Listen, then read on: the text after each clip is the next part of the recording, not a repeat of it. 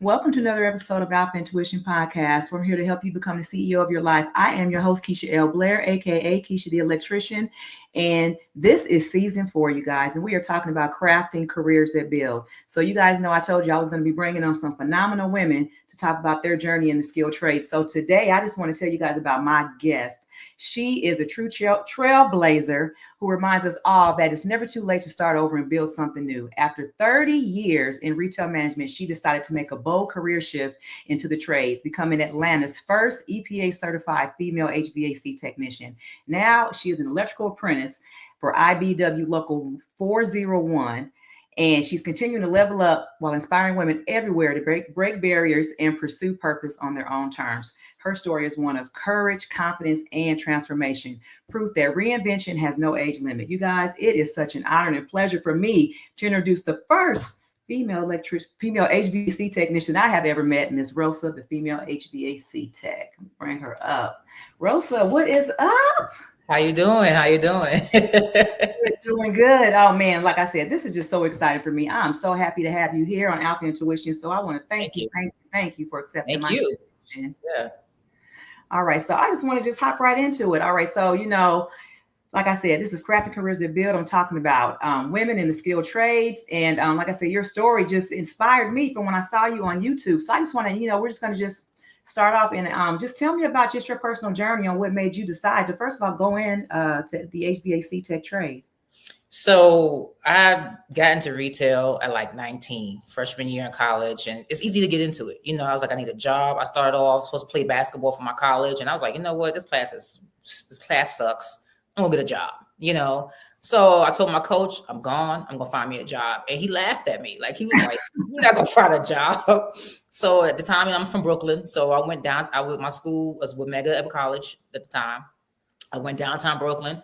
Walked into a department store. Never heard of the store. Just walked in, saw the manager there, asked if they were hiring, and she literally hired me on the spot. I went back to school, got my stuff, and told my coach, I'm out. He was like, what do you mean I got a job? He didn't believe me. I said, yeah, I'm not playing for this.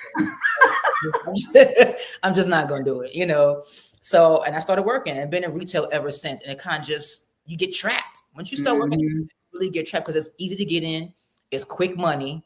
And the further up you move, it's even more money. So it's a bigger trap, so that's how I got sucked in for 30 years. So I made my moves. I lived in different states, so I always leveled up in position. I started out as like a salesperson, and then years later I'm in management, and then I went to different levels of management. Then I went to HR, for different companies. So 30 years, I was like, okay, I'm tired of this customer base. I'm tired of the customer coming in, complaining about it, want a refund. They're trying to, haggle you for a cheaper price. That retail brick and mortar customer base, I was burnt out. I was completely burnt out. So I was like, I need to do something different with my hands. I've always been the kid that could take anything apart, put it back together. I was curious about how things worked, So I said, let me find something that I can get into where I can use my hands. And I was at a local school, Georgia Piedmont in Atlanta, because I went there for my CNA initially. So let me go back. And they had a building automations systems program. Okay. So I said, okay, let me go ahead and do that. It's technical. I can get into that. I can learn that. And within the first few months of taking my courses, I was taking air conditioning classes, and I have my lab classes where now I'm cutting copper, I'm bending copper, I'm soldering, I'm brazing, and I'm like, okay, this is what I'm talking about. Like, this is it right here. Like, I can do this. So the more research that I've done into my program, I learned those classes that I had was actually a certification classes. So I said, okay, I can do the 2 years, but I can go ahead and graduate with this certification right here and get out in the field. And that's exactly what I did. So I got my teacher recommended me for student of the year. I got a recommendation from my teacher, and then he told us about the EPA certification. Studying for that, and I learned that the classes, the test part was actually coincided with what I was learning in class. So it was really easy. I was like, okay, I just did this in class last week. I understood this, So I went on ESCO Institute, and they have practice tests. And I just literally started studying. So I graduated in December. I took my EPA in January. I got universal certification, and then I started applying to jobs. Just so happens my sister was working for an HVAC company in Atlanta. She was a dispatch. Okay. So I told her about it. She's like, sis, my job is hiring. I said, I will be. So I had literally, the guy was like, once you finish your EPA, come talk to me. I said, okay, cool. Took it, passed it. This was like a week after my birthday in January. Okay. Sat with him. He hired me on the spot. I said, okay. So it was literally in about 4 months time span. I quit retail, finished my certification, got my EPA, and got a job all in that time span. And then within 90 days after that, now here I am, top seller. I'm making the top sales board, and they didn't think I was going to make it because I came in and called me green. I'm from New York. We don't use the term green, but down south they use it. So I was like, what does green mean? For us, green means you're angry. They're green. Really? Wow. Green means you have no experience. You're fresh, wet behind the ears kind of thing. That's what it means down south. Yeah. So they was like, yeah, you came in, you're green. And I said, okay, once I started learning, of course, they put me as a maintenance tech first because that's how they start you off. And I started, going from different people, and I started learning, I started paying attention. I learned better by doing, right? Mm-hmm. So I'm watching them do it for like at least 2 weeks because he rotated me between about 3 or 4 different guys. By the third guy, I said, I'm going to do it myself. Let me do it. You watch me. And if I make a mistake, you let me know what I did wrong. He said, okay. Right. I got my hands in there. It was all from there. Took over on it. It couldn't tell me anything. I was doing all the maintenances and then went from there to learning how to take out blower wheels, changing motors, cleaning the blower wheels, then going out to the condensers, changing the fans. Because a lot of HVAC is really plug and play. They make it seem like it's really hard, but once you're doing it, it really is plug and play. You just have to know what parts go with what and learn the electrical side of it, which piqued my interest. I'm like, okay, this is all electrical. Anything that goes wrong with HVAC is electrical related, right? Mm-hmm. You got to trace down the wires to find out why there's a short here, why the furnace is not coming on, why the AC fan motor is not spinning. It's all electrical. So I said, okay. So the better I got at my job, then now they gave me my own truck within 30 days of that. And I was running my own calls. And now I'm tearing up Atlanta. I'm all over Atlanta. Going these calls. Customers were excited to see me as a female. It was like, oh my God, I've never seen a female before. This is fantastic. Girl, you rock. Do that, So a lot of women are homeowners. Even if they had a husband, the husband was always at work. So I always dealt with the women in the house, and for them, it was great seeing another female coming in their home. That's right. So it went from me being a tech coming to fix their issue to, girl, what you want for lunch? Did you have lunch? Do you need some water? It was those kind of conversations between me and the customers, so they were super excited to see a woman coming because they'd never seen the female tech before, so it's just like, wait, you guys are out there? And I'm like, I'm sure there are others, because at my company, they did hire a second female tech. She was a little younger than me, just coming in. She worked in the restaurant industry, but she was still trying to find herself. Yeah. Find her voice. She was scared of everything, scared to touch wires because she didn't want to get electrocuted, stuff like that. And they put her with a lot of different people, but she just wasn't grasping it, So I was like, well, put it with me. Maybe she'd be more comfortable working with me because I am a female and I can, but they didn't want to do that. But eventually, once I left, she picked it up because I still call and check. I still have contacts out there and I say, hey, how's she doing? And she, and they're like, yeah, she stepped up. She's holding it down now. She's doing better. I'm like, okay, that's good to hear, because I was like, I would hate to have to see her not make it, So. No, I think that's awesome, especially like, you're in Atlanta. So you talk about being from Brooklyn. I thought when you said green, so it's like green is my favorite color, but I can understand it because it probably means like green with envy, right? So that's like, where would it go? But I'm in Memphis, so down south, we say, They were like, when I first heard the term, I was like, what does that mean? Like, I didn't know what they meant by it. I was like, I know, I'm okay, It's like, no, that means you don't know anything. You're fresh, your brain. I said, well, then just say that then. Why gotta be a color? Like, man, she green. And I'm thinking I've been down in Memphis for 30 years. So it's like, it was just when you said it, it made sense to me. And I thought, okay, I can see that. But that's because I have friends that are from New York. So I get it. I mean, y'all say everything to be just slightly different. And it's like, okay, but then it's to y'all, we the ones that's different. Really, it really, yeah, yes, Oh yes. my gosh, no, that's crazy. Wow, that's wild. So, but what made you go from Brooklyn to Atlanta? What was that move for? So I've been in Atlanta more than once. So when I first left New York, I was like 24, right? And I said, okay, I want to see what else is out there in the world. Let me see what let me go explore the world, And the first place I moved to actually was Miami. Okay. When I first left New York, I moved to Miami and I hated it. Oh my God. I was like, what is this? Like, what is this place? I didn't like it. I was just like, my aunt lived out there. She was like, you need to come out here. Cause I have family pretty much spread out. That's how I ended up in Memphis. Listening. Yeah. So my aunt, she was in Fort Lauderdale and she was like, come to Miami. You'll love it. You'll love it. And I'm like, okay, you know what? It's something different. Let me go check it out. I went there for the weekend and never left. Right. So I went through my first hurricane there, which was Katrina. Oh my gosh. That was like what, 2004, 2005, somewhere around in there? Yeah. Yes. So my first year there, I went through this major hurricane. I was like, and then you guys love staying here? I did not understand what it blew my mind because where I lived at the time was across the street from the beach.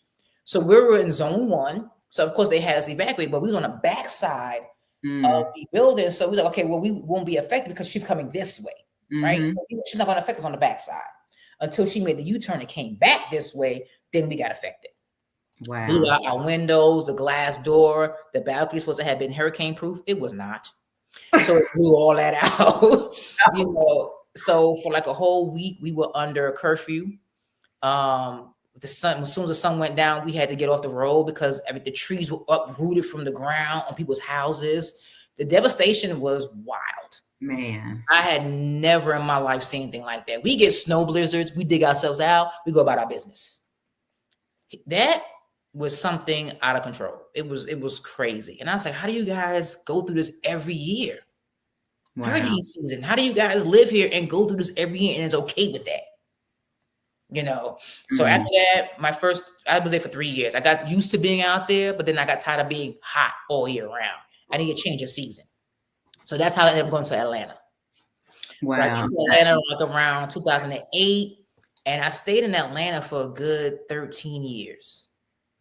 A good 13 years. And again, I'm a retail, transfer my job. It was easy. Retail, you can transfer your job anywhere. As long as you got one there, you can transfer all over the world. It's very easy. So that's how I ended up in Atlanta. And I stayed in Atlanta for a good 9 years, went back and forth between Atlanta and Florida. But this last stint is when 2 years ago, well, actually in 24, I went back in 23. So I was there about 2 years before I said, I'm done with the West Coast, the East Coast. Let's see what the West Coast has to offer. Born and raised on the East Coast, let's get out of here. Let's just go.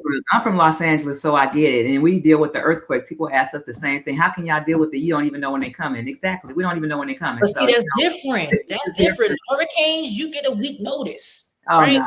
But then it curves. You can't follow you because a lot of times they say it's coming, it's gonna go and it's gonna hit North Carolina, right? It's not even gonna come towards Florida. And then last minute, little spin, now it's hitting Florida. So you can't really, it's really unpredictable. Granted, they give you a week's notice with that. Georgia does get tornadoes. I was asleep one time and I felt my whole building shake and I didn't even realize what it was. At the time, I thought I was in New York with the train station because it sounded like a rumble. When a train station goes and you hear a train on the ground, it sounds just like that. You know what? I wondered that because I know a lot of people in Atlanta. I'm not there often, and they all have basements. So I'm like, if they must, and I didn't even really know that they had tornadoes that go through there like that. I guess that's why they have. There's some places you hit it, and I was out like in Conyers, so it was really country out there. It's maybe about 20-30 minutes from the city itself. And like I said, I was asleep, and I just rumbling, and I felt the building shake, and I didn't know what happened. And my mom was like, yeah, it was a tornado that was kind of in the area. I was like, wait, what? In the area. Wait, in the area where? Because it was dark. So you can't see it. So I'm like, wait, how close to the area was it? So, but yeah, that's how I ended up moving, going to Atlanta and then coming from Atlanta to Nevada. I'm actually in Nevada. Okay. So it seems like you are not a stranger to having to build your own stuff, even just from scratch. So let's talk about building your own table. So what does that look like right now for you do you mentor other girls or what is your daily job right now?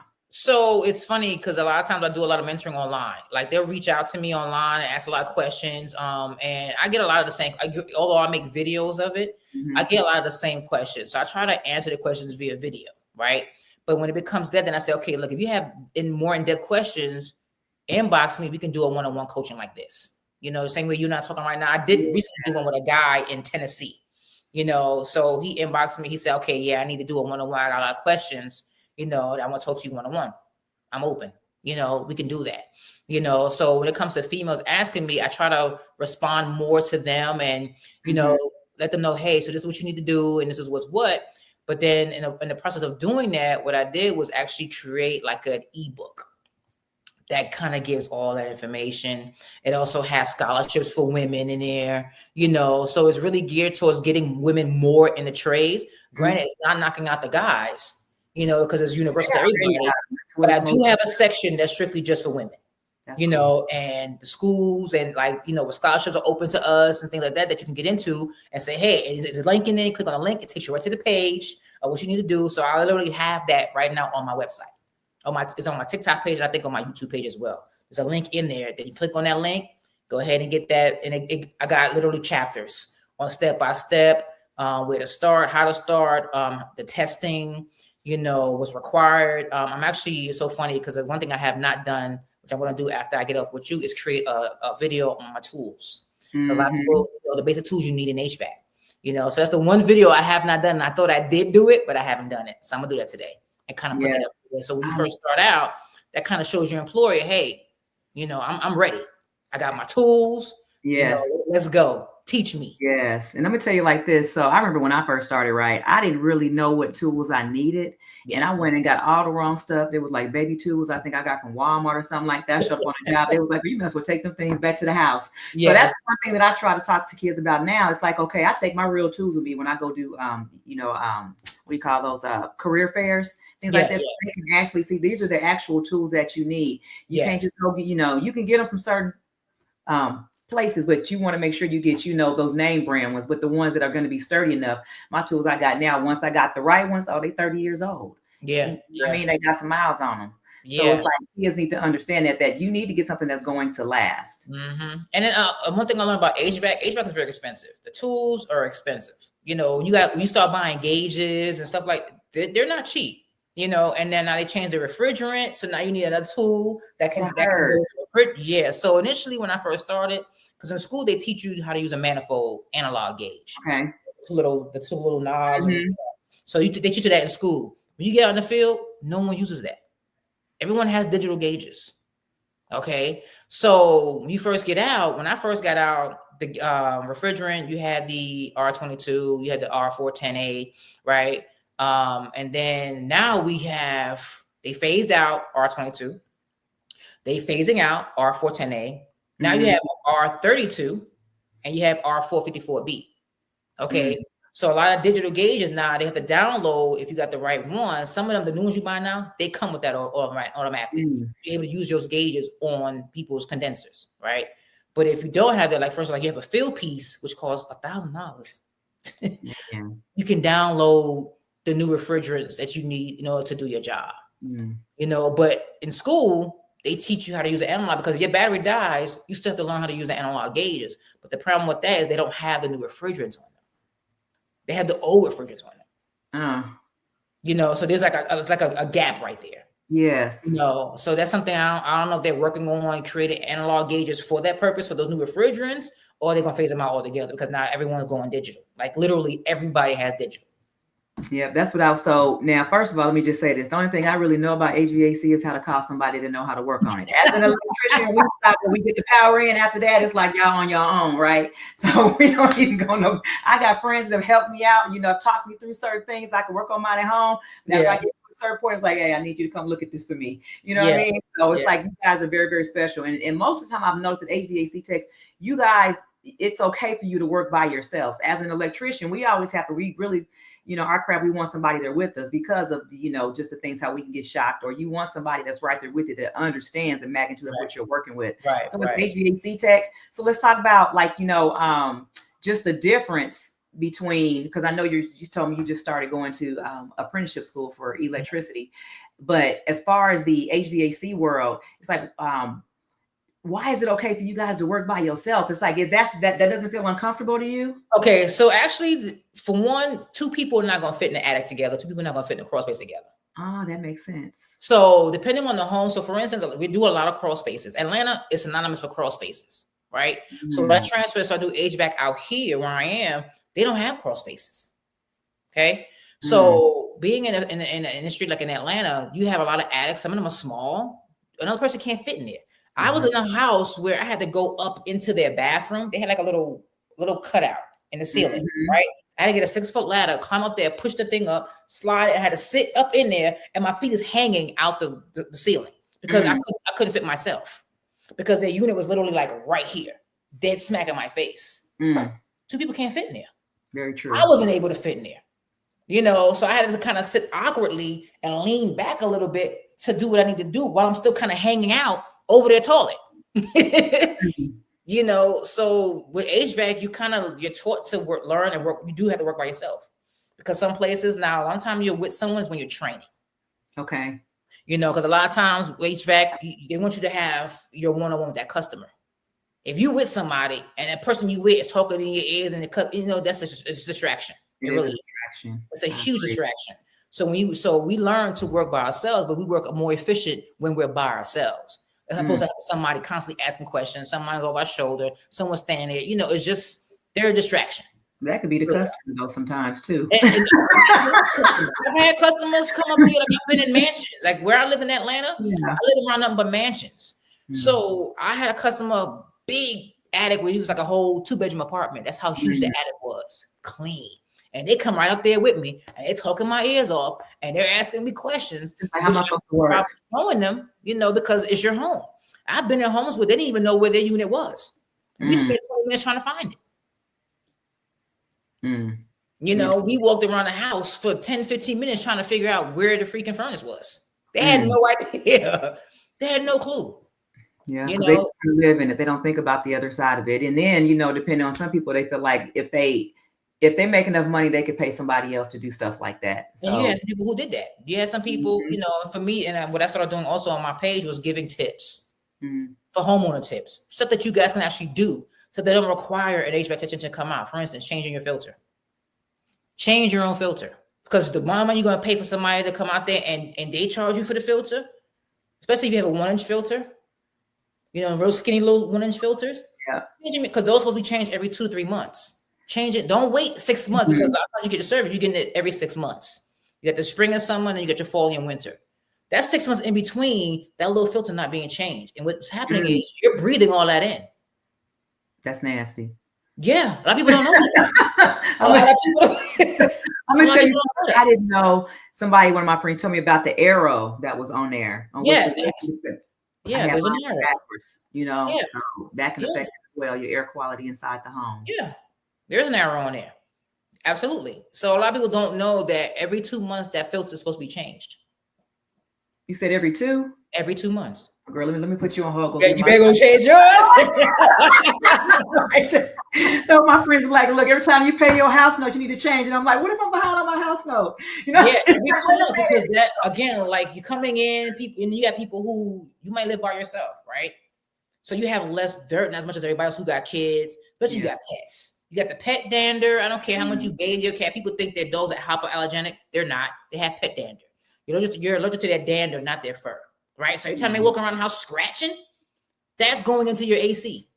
That's being sucked up into your unit. And it's coming back out. It's getting into your filters, going to your blower wheel, you know, and then you're breathing that stuff back in. Oh, wow. Wow. Wait, so what's the best kind of filter to actually put in a home? So when it comes to filters, they have different ratings. They always say, like, if you buy it from like a Home Depot, the highest rating they give would be like a MERV 11. Okay. Right? They have MERV ratings. Okay. But Home Depot's filters will have like diagrams that say like for pet allergens, you have allergy, you know, they'll tell you what kind those are. So depending on what your situation is, read that and get the right filter. But also you can get it as a MERV 11. That's the highest rating that they have. But our companies that we have MERV 16s, which is the highest rating. It has a carbon filter and all that stuff on it. Wow. It's going to cost you a lot of money to get that filter. So and what is the MERV rating? What is that for? That just tells you how much more it traps, basically. Okay. So the higher the rating, the better it traps. You get and then the thinner the fabric is. So if you get like a cheap one, if you actually look at it, it's really thick. It's super, super thick. It's not breathing. So it pretty much makes your filter more breathable to where, yes, it's going to trap these things, but it's also going to filter the air the way it needs to. You buy those real cheap brown filters that... Girl, that's probably the one I got upstairs on my attic right now. Those are the worst kind you could buy. Those are the worst. They're like $1 or something. Those are the worst kind you could buy because they don't allow your unit to breathe.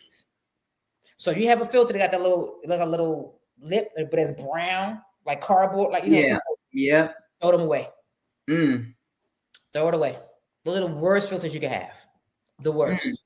Wow, that's probably the one I got up there. So a lot of people are scared to go in their attic, but if you how you gonna know it's up there unless you don't go up there?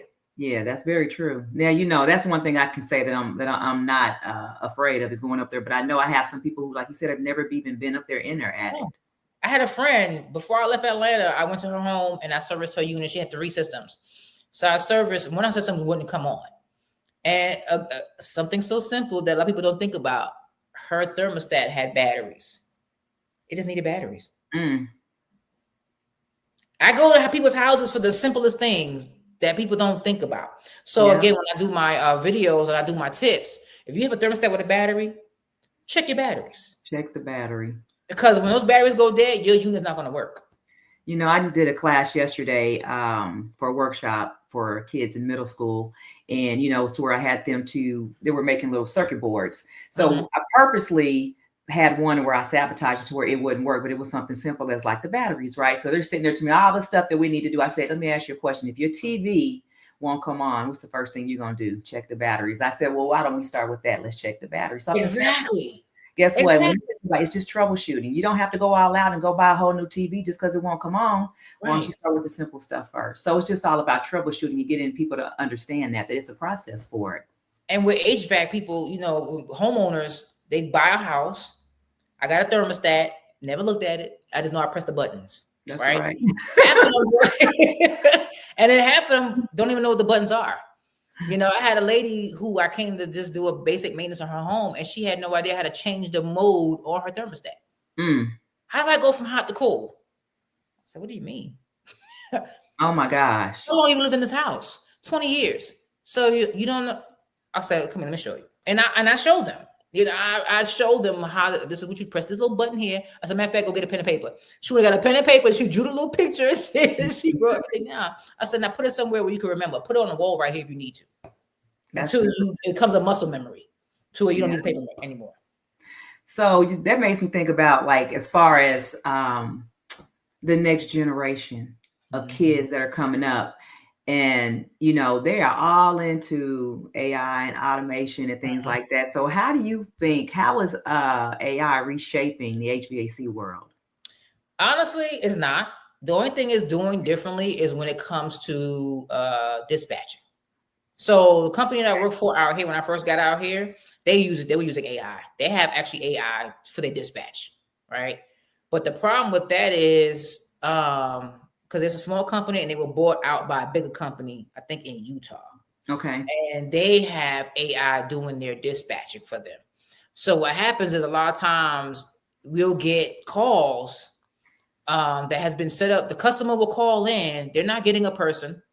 So they need to schedule a call. They're getting AI, and they a lot of times don't even know they took the AI. They have no idea, right? So they'll call in and say, I need to schedule such and such. So the AI will schedule it without getting all the real information. So this is how it's the issue. So now the dispatch people in the office have to go back in and redo everything because they're not getting. So I had a call when I got out here.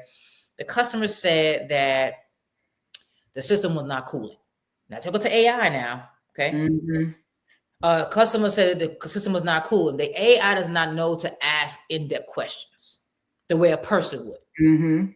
Okay. They don't know to say, hey, okay, if it's not cooling, what exactly is going on? They don't know how to ask a question and say, okay, give me a detail of what's actually happening. That way I could put in the notes properly for my technician so they know what to do when they get there.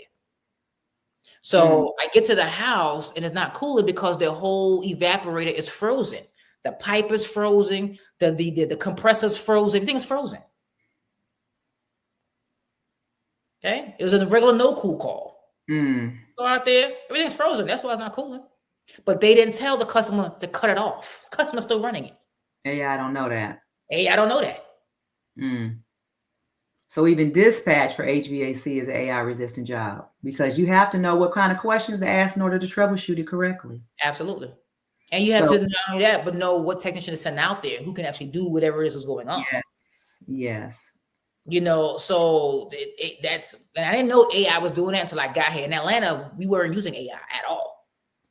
It hadn't been integrated in any form. We had dispatchers that will customer come in, talk to a human person, you know, so the customers out here started complaining, like, you know, I call and I'm not getting a live person, you know, or I'm getting someone in another country who doesn't really much English. So why am I calling the local office and I'm getting routed to South America?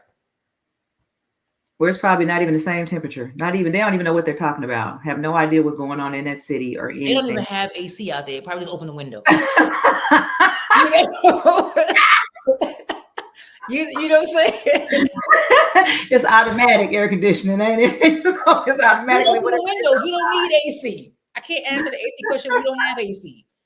You know, we just open windows out here. Yeah, no, but I feel, you know, it's like that's annoying to me when I call anybody. If I call somewhere and it's an automated call, it's like I'm pressing every button I can until I actually talk to someone. Because if not, it's almost like you get this runaround and it's not going to fix the problem. And like you said, they might even reroute you to the wrong department because they don't even know what you really want. Yes. Yep. So that's how it's been here. You know, the company that I was working for before I left that company, AI was just screwing everything up. AI screwing everything up. It was just like some things that you probably can use AI for, but when it comes to a field like this where it's hands-on, customer based, you know, you can't use AI for electrical work either. You know, like how would you even do that? No. You know, so you go in and you go into for one call, and the customer's like, no, I actually needed this. But when I tried calling and the person I spoke to didn't understand what I was saying, because it was AI he was talking to, not a human being. Exactly. It wasn't a person. It was a machine. It was a tool. Now, for, you know, what I try to explain to kids is that AI is a tool. It's something that you just like all these other tools that I got on the table. You just use it to make your job more efficient and to help you do something faster. It doesn't mean it's going to take over your job. It cannot do your job for you. It just can assist you. Yep. So like, let's say, for instance, they had a live person taking those notes. They could have taken the notes and maybe put it into some type of tool to see, okay, what could it possibly be to help out the technician and say, these are all the symptoms that they said and what it could possibly be just to help you out as far as troubleshooting. But no, it can't answer the questions. It can't really do the job for you. It's definitely not going to get up in no attic. I can tell you that right now. It sure won't. And it's not going in no crawl space. No definitely I don't even want to get up there. I know AI ain't going. And then the crawl spaces, I've been in crawl spaces where it was rat infested. There was rat. Oh, I've been out. I've been like, okay, that's my girl. I'm out. Sorry. I'm taking pictures and I put it on my page. And I'm like, this you want to get, and I tell people straight up, this is the field you want to get into. This is what you have to deal with. Now, this all again depends on where you live. You guys may not have crawl spaces. Some people who do, you know, but for where I am right now, I've gone on crawl space. It was like a dungeon. I went in, it was like a maze, and I'm crawling on my knees to get to find a unit in the back of the house, in the back of the crawl space. It's completely dark out there. I've had gone in crawl spaces where this man had a really bad rat problem where it chewed the tubing, it chewed his wires for his pump. This is why the AC unit was not working. And I said, sir, you got a rat problem. Like your wires are chewed up. I had to change his tubing for his he's the humidifier. It had 5 holes. So when the humidifier kicked on, water was shooting everywhere. So I'm ducking from water so I don't get wet because it was literally water shooting everywhere. And I'm in his crawl space.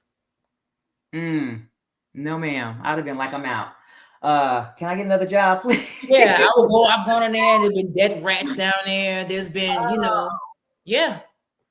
AI can handle that. I'm telling you, it cannot. So these are AI resistant jobs. But look, I want to segue real quick because I'm gonna say this because you made me think about water and electricity. They just really don't mix. So you getting ready to start a whole nother apprenticeship program and become an electrician along with the HVAC tech. So where did this idea come from?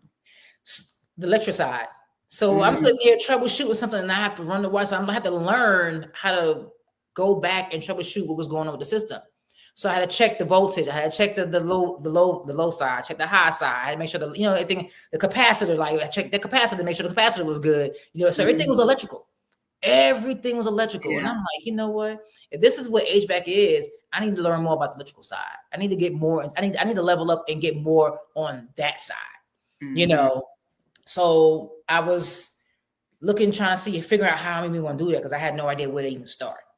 I said, well, how do I do that? And then my partner saw a video for the IBEW in Louisiana, where they had a conference and they had women. And I'm like, she was like, you got to look at this video. Send me the link, open. I said, there it is. That's it. There it is. I got online, looked at where I am and see they had IBEW out here. Boom, 401 is right there. Everywhere. I said, oh, so now I'm at work. Here's the funny part. So I'm at work. So when I transferred out here, I'm working at HVAC out here now. And I'm on standby. Middle of summertime, they had no work. Every other HVAC company is booming. They slam. They don't have no open. They have no, opening until like September, October. They would slam with work. We're on standby. I'm sitting in the company truck. I'm in my uniform. Oh, Rosa, right now we ain't gonna have anything for you. Just be on standby. Mind you, you're on standby. You're not on the clock. Okay, you want to stand by off the clock. So I'm sitting there and I remember the video I saw. I said, there's an IBEW around here. You know what? I'll be right back. I was going to tell you took the truck to the IBEW Union Hall. Listen, I'm in uniform. Yes, I did. I love it. I was on a Friday. Yes, I did. I said, you know what? I'm gonna stand by. I'll be right back. I drove to the IBEW in my work truck, in my uniform, went to the main office, filled out my little slip that I need to fill out for the next call. It was happening that Monday. Wow. They said, come to the hall on Monday. We got job call on Monday. They put me initially as a CW3. Yeah. Right? I said, because I'm a technician, right? Yes. So I said, okay. Went back to work. Nothing for the day. No problem. I called out Monday morning. Took my behind right there to the dispatch hall. They had my name on there. They had 6 pages of names. And only 10 of us was there. That's it. See, that's what they don't understand, is that in order for you to get those jobs, you actually have to be there. So when they go through the names, now if they call your name and you're not there, then you go to the bottom of the list. Now, mind you, the lady told me that on Friday. She said, look, I'm gonna tell you right now, there'll be hundreds of people named on that list, but 100 people are not gonna show up. That's right. So you make sure you show up. I got there. The man put the paperwork out on the table. It was like 6 different pages. He said, find your name and sign in. I said, okay, I signed in, sat down. He went through 3 pages with no sign-ins. He said, this page is blank, this page is blank. I was like, what? And I think some of them, they're like automated now too, to where you still have to call and say that you're interested, if I'm not mistaken. Yeah, we do have a job call line, and you can re-sign and all that good stuff. But when I was there, the first day I was there, they called my name. He said, okay, he gave me 2 options. He said, I can do the site. I can go do I have forklift experience? I said, I got forklift experience. He said, all right, so I'm going to send you the kitting, bet, prefab. Okay. So now I signed, go the whole day, do my drug test, all that good stuff. I report there, next you know, and mind you, I'm still working for this HVAC company, okay? Because I called out that Monday. I'm still working for this company. So when I had to do my drug test, I did my orientation like that Wednesday, because it was so funny. On Tuesday, they texted me at 7:30 in the morning. They didn't have no calls for me first thing in the morning. I said, I'm not even worried about it. I went and did my drug test, background, all that good stuff. Wednesday morning, I did my orientation. After my orientation, I text them and quit via text. Yeah, it's not going to work out. And I quit via text. You know what they call that in the union world? We call that dragging up. You done drug up. I sure did. Drug up? I sure did. I sure did. And he was like, I don't know what happened. I just came back, but I appreciate it. I didn't even give an explanation as to what happened, because I had the point. You didn't have to. For what? I said, stand by. I don't pay my bills, honey. I don't care. Okay. That Wednesday, I was at prefab at 6 o'clock in the morning. It just so happens I am currently building a Google data center. We are. Wow. You know what? They're actually looking at Well, I know they are. I think they just broke ground here on one in West Memphis, which is right across the bridge from Memphis. Mm-hmm. So, and you said you're in, is it Arizona? Nevada. Nevada. You're in Nevada. So, I mean, it's work out here. It's over 500,000 open skill trades positions out there right now. You know what I mean? And they AI resistant jobs. People, Mm-hmm. so now let me ask this next question. So let's talk to the next generation. We got Okay. all these kids out here just looking at trying to become famous on TikTok. You know what I mean? Y'all trying to, and it's, I'm not saying nothing wrong. I'm an entrepreneur right now. I understand. But however, I already know being an electrician is a skill nobody will ever be able to take from you. AI can't ever replace that. Yes. AI can never replace an actual skill. You know, and it's a skill you're going to have for the rest of your life. Because say, for instance, power goes out. What you going to do on TikTok? You can't. There's no power. Yeah. And battery down that cell phone. What you going to do? What you going to do? TikTok ain't coming to If there's a power outage right now, what are you going to do? That's right. You're not going live. There's nothing you can do. What's going to happen is one of us going to have to come and restore that power. Yeah, somebody going to have to come out there and hook that power back up. Someone with skill going to have to come and hook that power back up. Somebody one of them AI resistant jobs. And that's just what it is. You know, there's nothing wrong with trying to be TikTok famous, but even that has an expiration date. So what I try to tell my children, I have 4. My youngest just started college at Clark Atlanta. So I tell them all, there's nothing wrong with having a dream, but you have to find a way to fund your dream. How are you going to fund your dream? There's nothing wrong. If you want to be famous on TikTok, the people have done it. There's nothing wrong with it. But until that happens, what are you going to do to pay your bills? And at the end of the day, you can't fund paying no bills. Say that again. You can't fund a dream with a dream. You cannot fund a dream with a dream. I love it. You can't. You're not fund a dream with a dream. All right. So we're talking to these children out here. So what advice would you give to the, let's just say, the next generation of skilled trades workers that are going to be coming up? Be passionate about it. You know, like you have to start now. Those who enter traditional colleges, I'm not going to knock it, but I can tell you the way the world's going right now, it's not going to be worth it. You know, you can get in right now, get a skill and get working right now, learn something that you be proud of. You can make really good money. Like, and it's pretty much, it is AI proof. Like you said, nothing can take your job but you. You know, you got, for those who want to have a family someday, and, you know, this could provide for that. You start now, you can provide for your family that you want to have, and then the family, your immediate family, your mom, your dad, you have siblings, you can help take care of them as well, you know, because everyone has their own mindset, what they think is right, what they want to do. But when you're in a skilled trade like this, you can never go wrong. You can find work anywhere. You can take this to another country if you needed to. You can take it anywhere.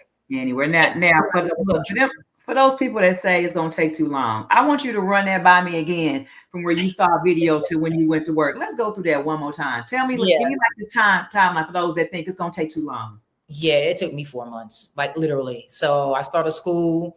Like in, say, August. Mm-hmm. I was done by December. EPA in January. Working in January. All less than 6 months. But that was for HVAC. Right. For the electrical apprenticeship. Not for the apprenticeship. It was even saw the video on what day, and then you was up there working by when? I saw the video, let's say, where we in October right now? Actually, this happened really quickly. So October, September, let's say in August of this year, I'm working, right? Because I got here in July. Okay, I got here in July, working for the company. I saw the video in August.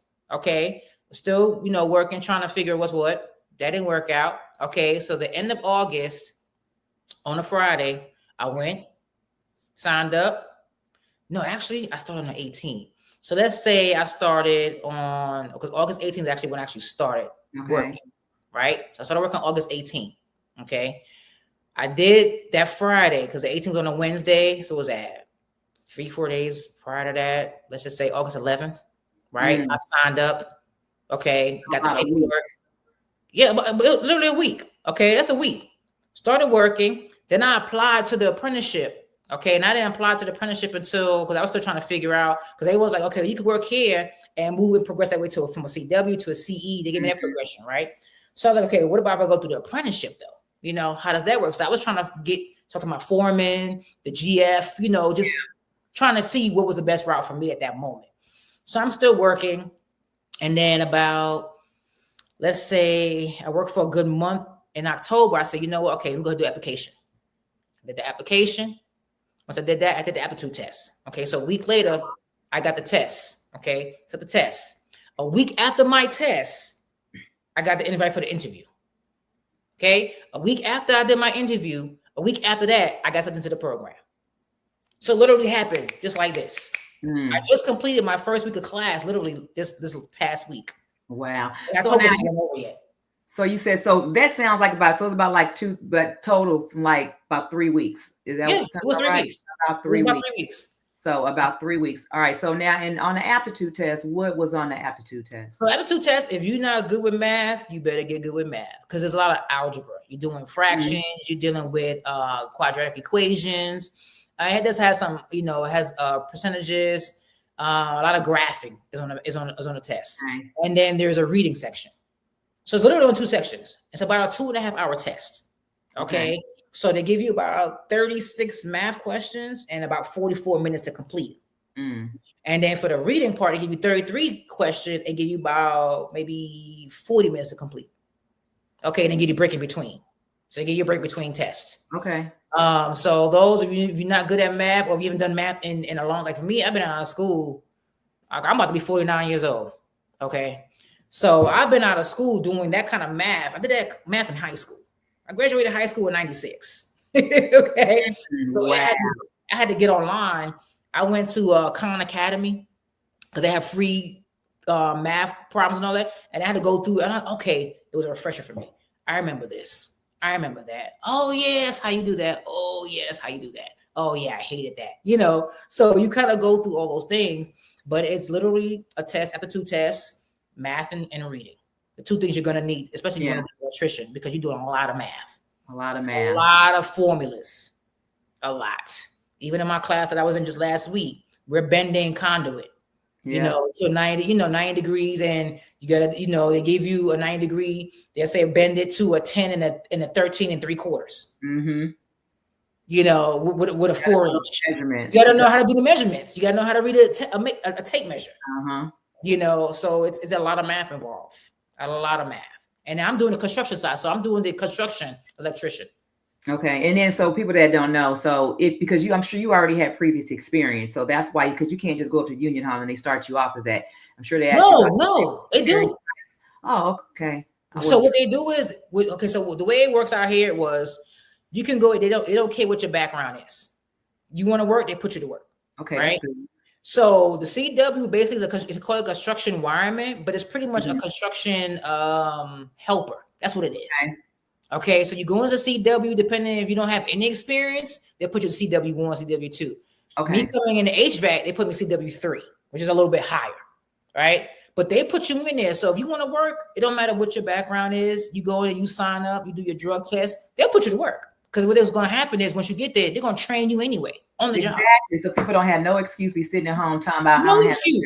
Why not? You when I tell you there's work, there is work. There is work. There's there. You just got to want it. You just got to want it. You have to want it. Like she told me when I first went there, there's some guys who don't even want to work 40 hours. I'm like, what? They want to. What? You don't want to work 40 hours. And that's almost like a half a day for some people, because we work in 7, 12, 6, 10s.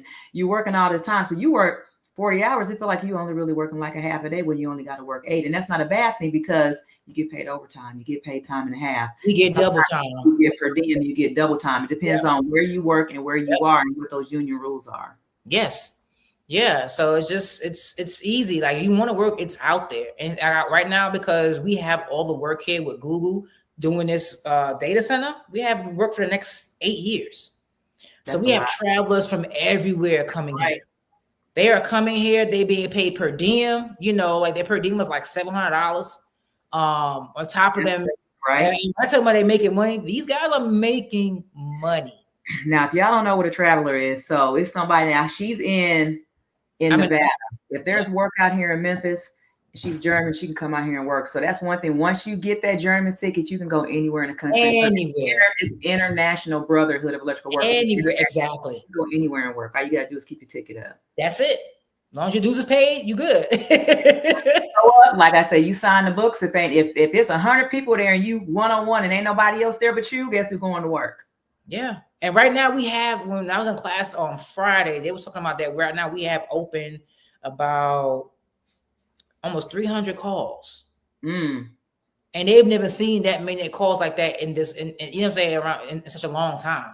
So they have open calls for a lot of jobs out here. All We right, got Rosa. Tesla out here. We got everything out here. Look, I got a question for you. So I'm looking at your name. I got scrolling across the bottom, Rosa, the female HVAC. What you gonna do when you get your journeyman's license? You gonna be Rosa the electrician? You gonna be I'm Rosa? gonna be Rosa the tradeswoman. Rosa the tradeswoman. I love it. I love it. I thought about that too. I was like, man, I'm going for HVAC and I want to be an electrician. I gotta be Rosa the tradeswoman. I love it. I love it. Yes, yes, yes. That is wonderful. All right, Rosa. So let me ask you this. Okay, so what else do you have coming up? So you still doing the skill trade. I mean, you're still doing HVAC tech on YouTube. You started electrical apprenticeship school. So what's next for you? Do you have any projects or any events? Like, do you go out and speak, or what's up for you? What's next for you? So I'm gonna start looking into doing that. I haven't seen any of them just yet. Like I said, I started with the ebook. I also have a newsletter out right now that you guys can download and get. Like I said, I do coachings whenever anyone needs a one-on-one conversation. You know, my only day off is on Sunday, so I do them on Sundays. You know, because I work 6/12s. You know, in between fitting in my homework. Yeah. You know, so I normally do them on a Sunday. So I'm open on Sunday to do any calls. You know, people who need one-on-one interaction, one-on-one talking. Because like I said, online, many people are asking questions at the same time. You know, and they're all asking the same questions. They're overlooking each other's questions. You know, although I have the videos up asking those same questions. They don't you care. know, they want to be live. Yeah. Yeah. So I just put that out there, like, hey, you know, you guys want that? Inbox me. We could set it up, and you'll have my one-on-one attention to ask me whatever you want, whatever you need. You know, whatever advice you need, I can give it. You know, so I've been doing that. I haven't seen any events out here as of yet, you know, to get into. So I'm still kind of looking to see, but once they you know, put them up, I definitely want to get out there, kind of show my face so people can see, you know, there are women out here. Because even right now on the site, there are a lot of women. I don't know if they're traveling or whatever, but I've seen more and more women come on the job site. That's good. You know, I've seen a lot more women on job site now. Right now, I'm out on site because I'm on a special project. So me, my foreman, and a few guys from my team from Kidding had to come to site to fix some NACO racks that were not done properly. So we had to, you know, some of them, the conduit systems were put on wrong. So we had to take them off, recut them, put them back up the right way, the right measurements, because Google specs. So that's the project we're on right now. We have to add lighting, you know, so we're doing a lot of that. You know, cut the cable trays. The cable trays were not cut properly, so we had to recut the cable trays to the right specs. You know, so that's what my team's out there. There's about 6 of us right now, but I think they're supposed to send us a few more people to get it done faster because they said they need us back in prefab. So right now I'm out in the desert, in the dirt with the horses, because we have wild horses out here that be on site with us. Yeah. Well, I was going to say that, you know, as far as craftsmanship, that's one thing I can say about IBEW. They train you well. They make sure that you get the skill. They put you with journeymen who actually help to develop your skill. It's like now when I look at stuff, I can't just leave it any kind of way. People don't understand why I operate like I do. I operate in the spirit of excellence because I was trained that way. Yeah, you don't have a choice. Some trades, you can get away with it, a little slack here and there, because you got some people who just don't care, you know. But when it comes to this trade in particular, no, they take pride in their work, and they need to make sure that you have it. You know, because if you go to another journeyman and you don't have it, oh, they're gonna get on him. You know, look, she was with you. What happened? You dropped the ball. What you do exactly, but they're gonna make sure that you got the knowledge and skill that you need. Absolutely. Because it's a brotherhood, right? Because if you look bad, you make us all look bad. So we got to make sure you're not just gonna put anything out there. So yeah, I have to say that I've experienced that, to where even when I was an apprentice years ago, you know, to where I didn't do something right, and then the journeyman, you know, they got on me because I'm making them look bad. Yeah, absolutely. Well, that's awesome. Well, look, let me see. So, and I know I asked you this, but 5 years from now, are you looking at opening up maybe your own company to where you do, you know, electrical work, HVAC? It's a thought. So once I'm done and I journey out, my plan is to get into project management for construction. Okay. That's gonna be my next plan. Because I've done project management when I was in retail, you know, where I've had to go and be a part of a store remodel. So I had to be the lead on that, and I enjoyed it. You know, I've been a manager for so long, you know, so I'm gonna put my hat into being a project manager. And then if it's The direction puts me to me having my own company, you know, my first electrical company, then so be it. I'm not opposed to it. You know, where I can hire other female electricians. You know, I want to be female owned, all female, whole team women. Go out there and make, you know, because we can do it. Because we can do it. We can definitely do it. You know, I was always told because I haven't done it does not mean I can't do it. That's right. And I'm gonna tell you this. So I used to, I remember this and that. So my journeyman back in the day, this is back, oh my gosh, 95. I used to always say, I can't. And then, you know, I had a journeyman told me, you know what, the only person that can tell you can't do something is you. So stop saying that. So I had to adapt that for myself to where, I mean, it was so bad. They used to make songs about it, just singing it, joking with me, like, girl, stop saying that. Stop saying what you can't do. So now it's like, I tell people the same thing. The only person that can tell you that you can't do something is you. So don't even think about what you can't do. Think about how can I do it? And you let your brain go to work. Right. Showing you how you can get it done. You're going to stand in your own way. That's all you're doing. You're standing in your own way. And to people who like, you know, because I also have people who are older, you know, it's like, you know, I've been in my career and I'm scared to change, but I want to try something different. Do it. That's it. You said you're about to be 49 years old. You getting ready to start a whole nother career change. If y'all don't sit up here sitting at home talking about it ain't no work. Look, Rosa gonna take it all. Y'all better get up. She's gonna be working all these jobs. Yeah. And initially when I first did it, I was like, man, I thought about my age also. You know, I really thought about it. I was like, man, can I really do that? Like, I started HVAC, you know, 47, 48. And I'm like, man, I'm getting up there, but I'm starting new careers. And I'm like, you know what? Right. I don't feel like that. You know, I take care of myself, you know, so I'm gonna do it. I'm not gonna let my age stop me from doing something different and learning something different. Because all I'm gonna do is have regrets. That's it. And I'm like, man, I wish I'd have done that. It's like when I first got into HVAC, I said, had I known about 20 years ago, I would have got into it. I didn't know about it. Because in New York, we don't have central air. So I didn't know about it, you know. So I moved down south and living in Miami where I lived. Yeah, we had air conditioning, central air, and an apartment, you know. But in my house that I grew up in, New York, we don't have central air in New York. So I had no idea about the trade at all. Yeah. You know, but had I known about it, I'd have been in the trades 20 years ago. Wow. Now I think when I was in Los Angeles, we had one of those swamp coolers you put in the window. Oh my God. Out here, they have swamp coolers out here, like on top of the trailers. Like yeah. I was like, what is this? Exactly. When I first saw one, I was like, what is that? Oh, it's a swamp cooler. A what? What? Oh, I said, what in the world? Yeah, so there's plenty of swamp coolers out here. Because a lot of houses don't have central air either. They have swamp coolers. I don't know if that's just a regional thing or what, but that's kind of different. It's different seeing it because it's like you don't really do much to it. Just make sure that the motor band is tight and it builds a lot of calcium because of the water and it'd be all chalky and white. This looks a mess. So you repair those too? So there's not really anything to so there was one that needed a motor when I went out with the guys, and the locations they put them things in are not people friendly. And then you go to people's houses, they'll have all this stuff stacked up against it. You know, you go to someone's house, they have an AC unit. They know that you're coming out there to look at the AC, but they have the whole garage in front of the AC unit. So they got to move everything out the way. It's like, but you knew I was coming. Did you not even try to clear a path so I could at least get to it to see, you know? So a lot of homes you go to, it's like, I can't even get to it. How am I going to service it? How am I going to fix what's wrong? How am I going to find out what's wrong with it? But I can't even get to it. Oh, well, it's going to come back. You knew I was coming. Like, electrical panels the same way, depending on what's, you know, some parts of the country they're inside and then they're outside the homes. The ones that are inside of the garage or in a room, you can't even get to them because they got stuff on from, like, that's really a fire hazard. Y'all don't even realize it. I've had customers I've seen, they put paintings over it. Like a safe.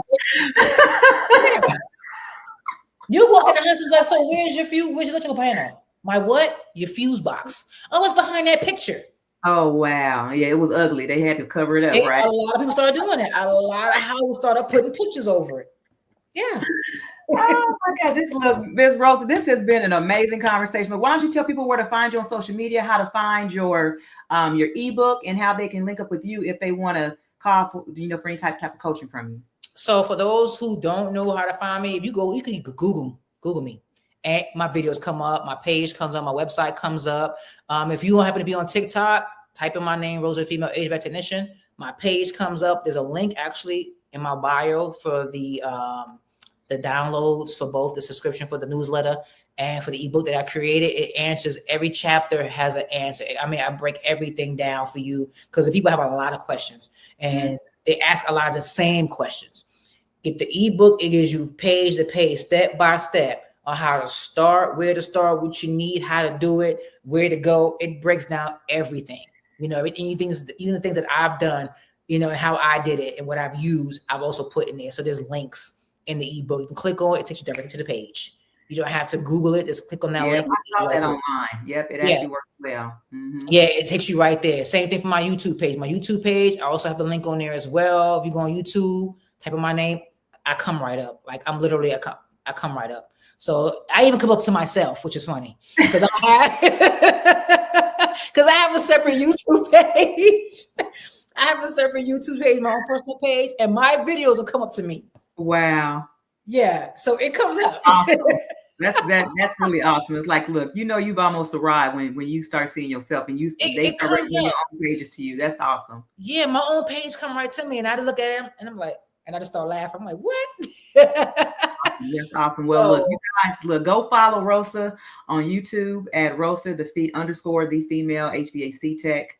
Go follow her on TikTok at Rosa HVAC Tech. Look, if y'all sitting on that couch trying to figure out what you're gonna do with your life, you better hear Rosa. Get off the couch. Get off the couch. It's out there. You have to want it. It's out there. It's out there. And if you guys need a one-on-one, inbox me on my YouTube, my TikTok page, and say, hey, I need a one-on-one, and we can set it up. That's right. That's right. All right, y'all. Well, look, this has been amazing, Rosa. Thank you so much. Look, when you make it through apprenticeship program, I'm sure we're going to talk about it. For sure. For sure. We have to. Comparison between the two. Really, I'm excited. I'm excited to see where this path leads me because I thought about HVAC and like, no, I'm good. I'm just going to keep on. No, actually, that's going backwards. You be going backwards. Well, I think me going, because everybody, even though I knew it when I became to this program here, I was like, it's a level up. And I actually put it on my vision board. I put it on my vision board almost a year ago, and I traded up. I love it. I love it. I'm excited for you. I'm so honored, like I said, that you've decided that you are doing this for you, but only for the next generation so they can see that it's possible. Y'all some talking about it ain't no jobs. Like it is plenty of jobs out there. You worry about AI, use AI like a tool. Don't let it replace you. There's things that you can do to where you can stay relevant. So all right. Well, that is it for this episode of Alpha Intuition. I thank y'all for If y'all still here after 1 hour, I don't see where y'all been because Rosa been having me rolling. So this is cool.